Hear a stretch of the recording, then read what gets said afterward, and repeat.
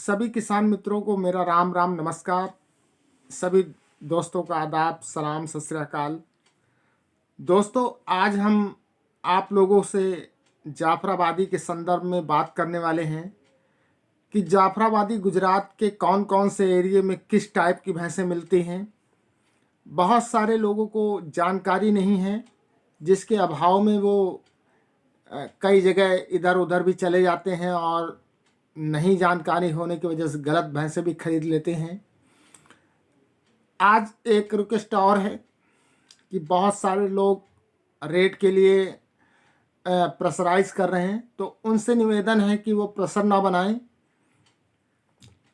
अगर रेट की सही जानकारी करनी है तो आपको फ़ोन के द्वारा ही आप कॉल करके आप 20 एजेंटों को 10 एजेंटों को, या अगर किसी भी किसान का नंबर मिलता है तो आप उनसे व्यक्तिगत कॉल करके आप उनसे रेट पता करें, क्योंकि बहुत सारे एजेंट झूठ बोलते हैं और वो रेट कुछ और बताते हैं और जब वहाँ पे लोग लेने जाते हैं तो वहाँ रेट कुछ और होता है।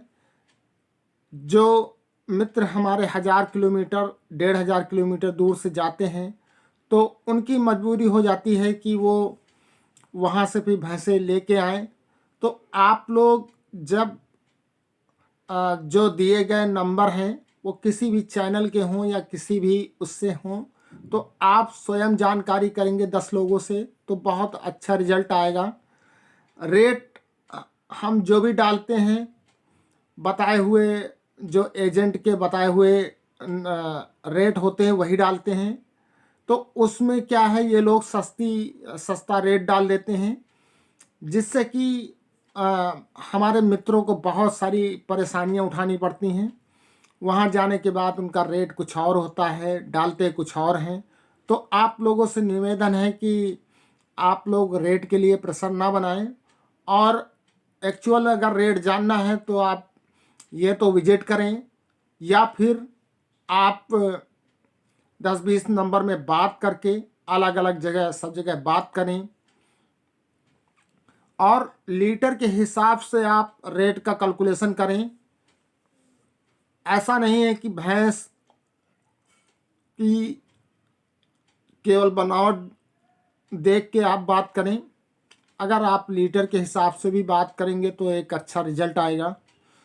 और एक मित्र से निवेदन और है कि जो मित्र जिनका डेयरी फार्म बहुत अच्छा चल रहा है या किसी का कोई परेशानी है तो वो अपने डेयरी फार्म की पूरी वीडियो बना के डाल सकता है। उनके पास कौन सी सबसे अच्छी भैंस है और कौन सी सबसे माइनस वीक उनकी भैंस है, तो उसमें क्या सुधार किए जा सकते हैं। तो हम जितने भी अनुभवी लोग हैं उनसे हम आप लोगों के लिए कुछ अच्छा निकालने की कोशिश करेंगे, जिससे कि आपका डेयरी फार्म प्रॉफिट पे जाए। आज जो हम मेन बात करने वाले हैं वो कौन कौन से एरिया हैं जहाँ पे सबसे अच्छी भैंसें मिलती हैं। तो अगर जैसे मुर्रा के लिए हिसार, जींद, भिवानी और ये चरखी दादरी, महेंद्रगढ़, आपका रोहतक ऐसा है, तो वहाँ जैसे जाफराबादी के लिए वाकानेर, महुआ, भावनगर, अमरेली, जूनागढ़, जामनगर, पोरबंदर, सोमनाथ, गिर एरिया। अब हम आपको एक एक उसकी विशेषता बताते जाते हैं। वाकानेर जंगल सबसे फेमस जंगल है और यहाँ पे जो भैंसें मिलेंगी बहुत अच्छे दूध की मिलेंगी, अच्छी हाइट लेंथ की मिलेंगी। यहाँ पे ज़्यादा मेंटेनेंस नहीं होता है, जैसे कि तेल मालिश ज़्यादा ऐसा कुछ नहीं है, मगर जो भैंस होगी वो बहुत अच्छे दूध की निकलेगी और पतली चमड़ी के हरदम भैंस मिलेंगी यहाँ पे आपको। तो यहाँ की भैंसें महंगी भी रहती हैं अदर एरिया की अपेक्षा। तो आप लोग ये सुनिश्चित करें कि आप लोगों को किस एरिया से ख़रीदना है। जो 20 लीटर के ऊपर की भैंसें लेना चाह रहे हैं वो अधिकतर आपको वाकानेर के एरिया से मिलेंगी, दूसरा है महुआ। महुआ अगर गुजरात की बात की जाए तो महुआ सबसे बेस्ट मेंटेनेंस वाला एरिया है, जहाँ पे सबसे ज़्यादा भैंसों की मेंटेनेंस किया जाता है और यहाँ के किसान भी बहुत जागरूक हैं। तो आप लोग हर जगह को अच्छी तरीके से जानें। जो भावनगर का एरिया है, भावनगर का एरिया, इसमें भी आपको सब बड़ी बड़ी भैंसें, अच्छी भैंसें मिलेंगी और अच्छे दूध वाली भैंसें मिलेंगी, रिंग सींग वाली भैंसें मिलेंगी। यहाँ से भी आप अच्छी भैंसें खरीद सकते हैं।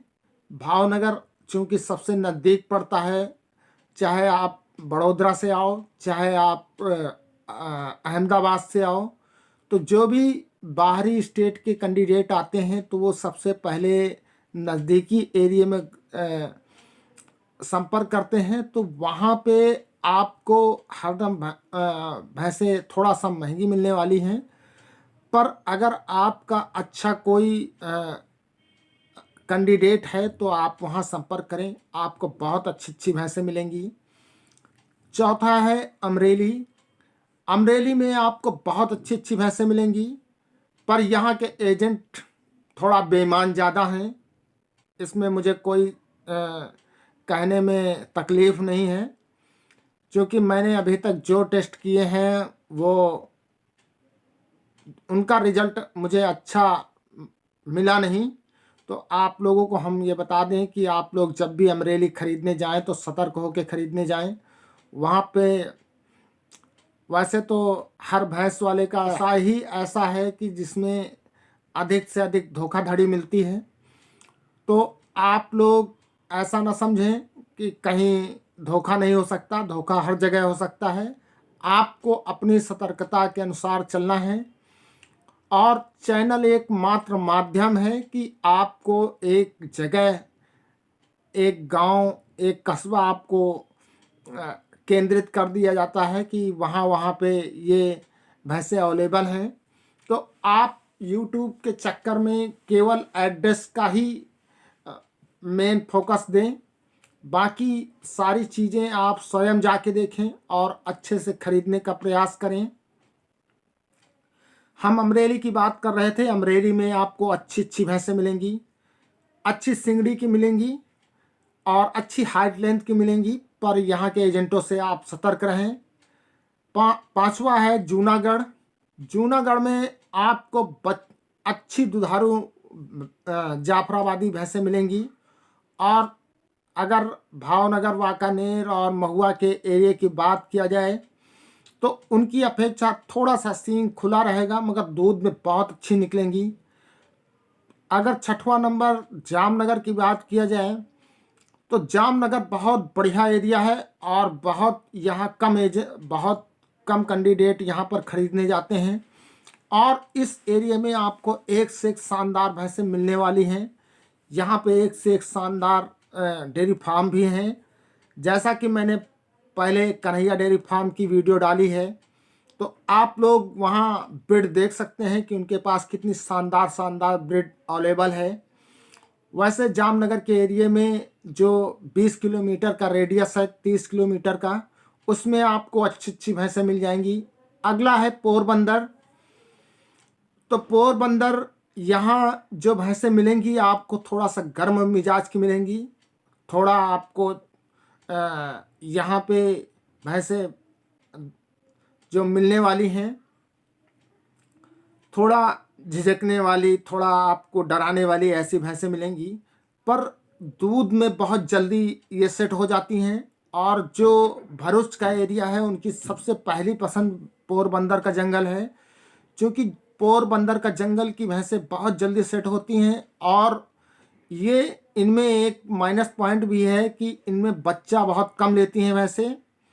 बहुत कम भैंसें ऐसी होती हैं जो बच्चा पिलाने के बाद दूध देती हैं, क्योंकि ये भैंसें एकदम समुद्री एरिया से जुड़ी हुई हैं।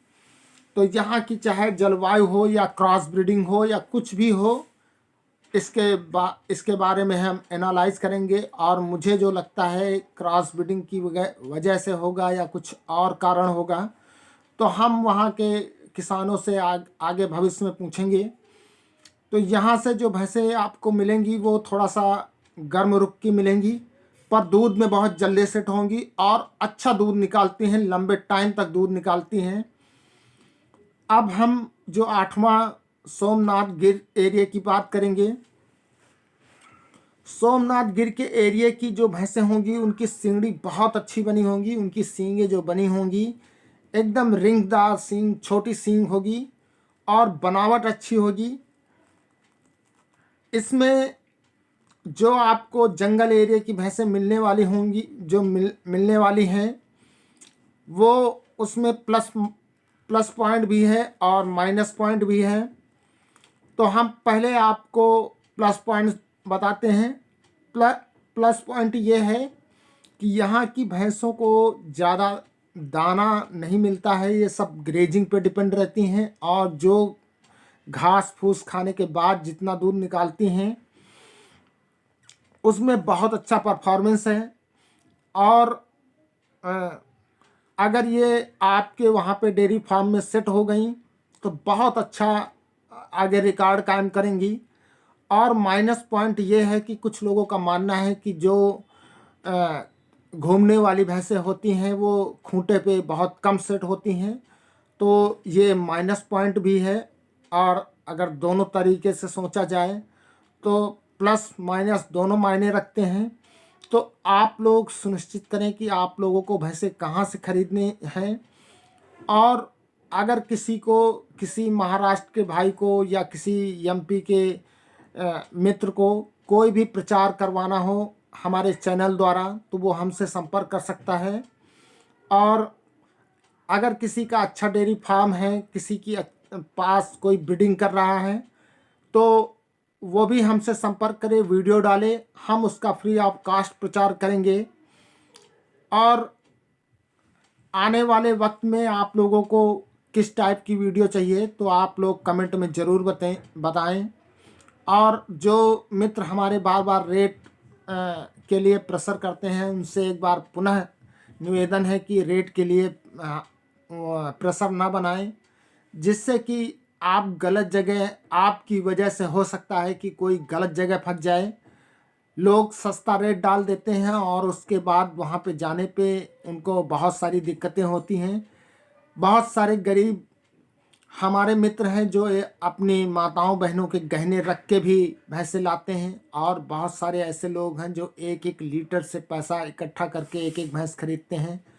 तो मैं एजेंटों से भी रिक्वेस्ट करूंगा कि वो सच्चाई पे काम करें, और जो ग्राहक हैं उनसे भी निवेदन करूंगा कि अगर आपके पास पेशेंस नहीं है तो डेयरी फार्म ना करें, क्योंकि बाद में बहुत सारे गाली गलौज करते हैं, तो वो ना करें। अगर आपके पास पेशेंस नहीं है तो आप डेयरी फार्मिंग कदापि ना करें। आप एक सीधा साधारण बिजनेस करें जो आपके लिए हितकर हो।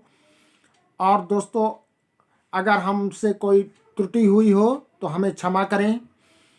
और इसी के साथ आप सभी को एक बार फिर से राम राम, नमस्कार, सलाम, सत श्री अकाल, जय हिंद, जय भारत।